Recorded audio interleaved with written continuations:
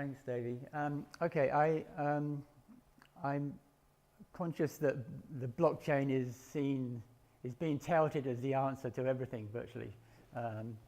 But what I wanted to do was look at its use in terms of the money system, currencies, and so on, because the original use case for the blockchain was Bitcoin itself. Bitcoin is a value transfer mechanism. You can see a currency mechanism if you like.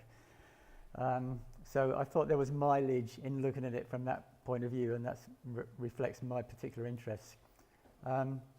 What I want to talk about briefly is, well, what is the nature of the dysfunctions associated with the money system? Why would we want to revolutionize? Why would we want to change exchange, change money systems?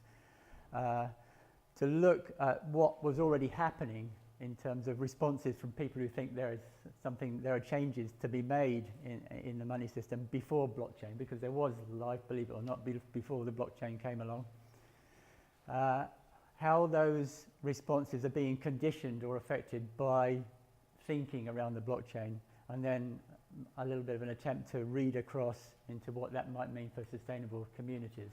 So that's what I'm going to try and cover in 15-20 minutes or something like that.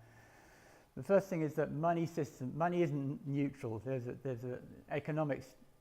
Orthodox economics treats money as a totally neutral system to facilitate exchange. It's not.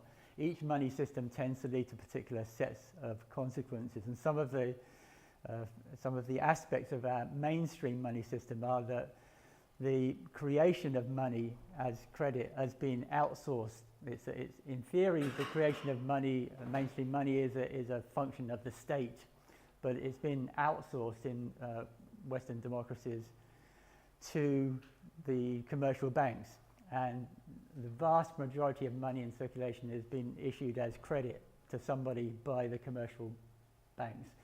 And during that process, the banks give preferential access. They give preferential access to the financial sector over the over the real economy. They give access to insiders over outsiders. They give preferential access to big companies over SMEs.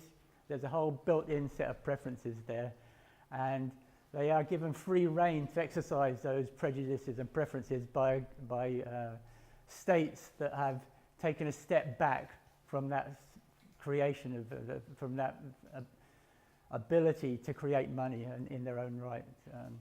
They're offered no strategic guidance. In the past, there has been strategic guidance in this sort of area. Banks have been indicated to in various ways as to how they might allocate their credit. That doesn't exist at the moment. So the result of that is, and of the interest that accrues to the credits, the loans that are made, is that there are various bad effects of that. The money is allocated into, as I said, into lots of non-productive places. I think there was a review in the UK that reckoned that maybe 1.5% of credit was allocated into the productive economy. So a huge amount of it goes into the casino and into asset price inflation, building the price of real estate and so on. And underlying that, behind the interest sort of paradigm, there's an implication of perpetual growth. You have to have perpetual growth to repay your interest and so on. And as we know, or as we should suspect, the strategy of perpetual growth on a finite planet leaves something to be desired.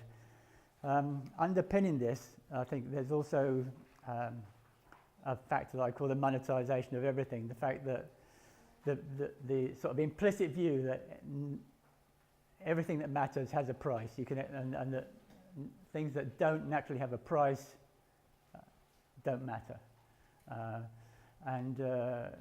From that, you get the development of ideas around natural capital and social capital, the idea that you should put a price on ecosystem services, for example, so that you can facilitate the discussion of what they actually mean. The only conversation is a monetary, a quantitative money conversation. And to me, it seems that that underlying monetary system is part of Padda's iron cladding. It's part of the the thinking that stops us from moving on. And I think that money should be created by or on behalf of their users and not by institutions wishing to profit from the activity. And I think you can argue that the purest form of money is mutual credit, where a group of people have set credit limits for each other and manage the mutual risk in that process, and making in the process their own money. Now, before the blockchain came along, people who share some or a lot of that analysis have been responding in various ways. The monetary reformers want to try and persuade governments to take back some of the responsibility for issuing money. So organisations like Positive Money in the UK, QE for People, they think that it's time that the government took back that control and exercised some strategic guidance into where the money goes, because there's no way that the market can actually solve the sort of existential crises that we're coming up against, and which Peter described very compellingly. But there's another school of thought as well, and those are people who are actively looking at alternative ways of actually exchanging what I call money diversity. So a new take on mutual credit. Mutual credit schemes have been around for a long time, but there's a new breath of life into it. The proxy pounds, like the Bristol pound and the Brixton pound over here in the UK, and what I call in general intentional currencies. That's currencies that recognize that they're not going to be neutral, that they are going to have values associated with them. So you may as well be explicit about what those values are. Say up front what you're trying to achieve over and above the means of exchange, the store of value, the traditional functions of a currency. Say what you're about and state your intentions up front. And it's that this area has been given a shot in the arm by Bitcoin and the blockchain, because it's actually given a boost to those sort of discussions and to those initiatives and to those dialogues that are taking place as people look at alternative ways of inventing money, of managing monetary systems. But we also need to look at it because from a non-activist point of view, I think, because we're not all, we can't all be activists. Virtually all the members of FASTA are to some extent wage slaves. We're all managing the amount of our lives that we can put into the things we really care about against the stuff that we have to do to earn a living. So we can't expect everybody to be 100% activists. But non-activists do have responses in terms of boycott, disinvestment, separation from the mainstream, the whole area of what I call the deprecated domain, identifying things that you're unhappy about being associated with and steering clear of them. So as I said, that's the biggest significance of Bitcoin and the blockchain, is that it's helped to open up this discussion space, because we're like a fish swimming around and trying to reinvent water. We're so embedded in the existing mainstream money system that it's very difficult for us to envisage alternatives to it. And I think it's been it's been very helpful in that process of opening up the discussion space. Now, for the reformers, they're starting to anticipate some of the things that have already been referred to this morning. For example, the initiative that somebody referred to about in Korea, the idea that the state itself might actually set up a digitized payment system. The whole issue of payment and settlement systems, I think, should really be seen as a neutral sort of public good, separate from banking. I think, to me, the banks actually have used the payment and settlement systems as a sort of a human shield against being allowed to go bust, as they should do in a capitalist system. So there are certainly signs that the Bank of England has been looking at options in this sort of area, and even at options where the citizen might have a private account with the central bank, and thereby distinguish the offerings of the commercial banks to citizens with the offerings of a central bank. For money diversifiers, then we're faced with a plethora of value-led currencies, digital currencies being launched every week virtually.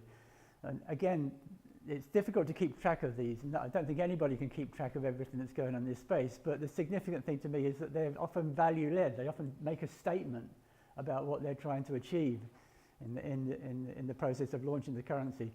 They're not, they're not neutral. They're actually saying what our specific take is and what we want to actually achieve through the mechanism of the currency.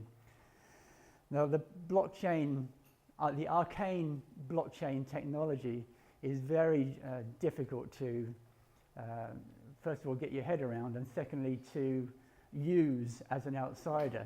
And the other interesting thing for diversifiers, for people who are interested in alternative ways, is the activity of a number of what I call middleware companies who are seeking to build functionality around the various blockchains. Companies like Colu, who are building around the Bitcoin blockchain, Colony, building around the Ethereum blockchain, and so on. And they're trying to put more functionality that would enable the blockchain functions to be more readily usable. And the most interesting aspect of that, I think, is that they're edging into institutional governance, into the ways in which communities want to manage their own affairs.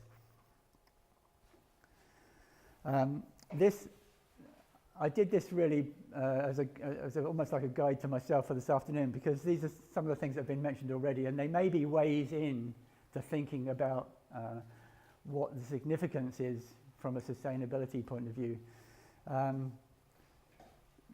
The permissionless versus permissioned aspect, I think, is quite important, because it's very important, because Bitcoin itself, in theory, is permissionless. Anybody can play. It didn't turn out that way because of the way the mining pools developed and so on, but that was the principle. Whereas the way the banks take on this technology is that they are permissioned blockchains, that there are still gatekeepers, people who control access to the technology, and I think that we'll see a diversification, the divergence of those two themes, those two developments. Although the banks are doing a pretty good job of hijacking the terminology and hijacking the vocabulary there, and that's an important distinction to bear in mind. I'm not going to go through these. You could probably run a conference on each of these. Distributed. Which intermediaries get in the way? Do you want to get rid of? And is it immutable? The way that the Bitcoin evangelists will talk about it, they'll say it's censorship resistance. I think, in fact, the censorship resistance of Bitcoin is probably more to do with its consensus algorithm than to do with the fact that it's based on a blockchain. And that's perhaps been demonstrated with what happened with the DAO hack and so on. So anonymity, again, Bitcoin is pseudonymous really. It's anonymous until you get to the point of exchange, where you've got, you edge up against transfers where the banks need to know their customers, anti-money laundering and so on. And there are big issues about where do you want to be transparent and where do you still need to be anonymous. Trustlessness. Heard an interesting view really, that money is something that you use to deal with people you don't trust, But there's the whole issue behind trustlessness, I think, is that it doesn't fit well, as has already been noted, with the sort of essentially trustful aspirations of communities. And I think I read an interesting article describing 7 dimensions of trust. Trust means lots of different things to lots of different people. I think Bitcoin is moving the trust boundary. It's not doing away with trust. And the other point that's already been made, this hubris about algorithms, that you can actually reduce any complex matter to self-executing algorithms, which I think, to me, just ideologically seems to be completely wrong. There has to be a role for judgment, there has to be a role for flexibility, and those roles have to be exercised by people working together. So I think the whole Bitcoin blockchain phenomenon is giving us a rich sort of narrative and lots of interesting angles coming out of it, and helping people to reinvestigate this whole the whole area of currency systems and money systems. It's a matter of actually what we'll be doing this afternoon, searching for some of the relevant use cases and what the barriers that stay in their way. In the process, we need to recognize that non-monetized exchange is hugely important, and we're only by thinking through all these issues about exchange and currency and money systems, we're only thinking about part of it. And many of the most important things in life are out with that dialogue. As I said, the need to retain some judgment and flexibility in the overall thing. And for communities, I think there's another interesting read across there, which is in the short term, we're not going to do away with the mainstream money system. So in the short term, all community systems, all community developments go through periods where they need to generate traditional capital. So there are lots of, I think there's an interesting issue there about how that cooperative accumulation can go on, and how communities can self-generate the capital, the traditional mainstream money capital that they need to move on, to make stepwise adjustments to their the way that they work. So we can expect, I think, a much more diverse monetary ecosystem and different types of money being used in different contexts for different purposes. There is a battle of control going on, even if a lot of people don't realize it, for the means of exchange. And those are the other things I think we will keep an eye open to the future, future patterns. That's me, that's FASTA, that's some of the articles that I've written that are on the FASTA blog, that's my Twitter. Thanks for your attention.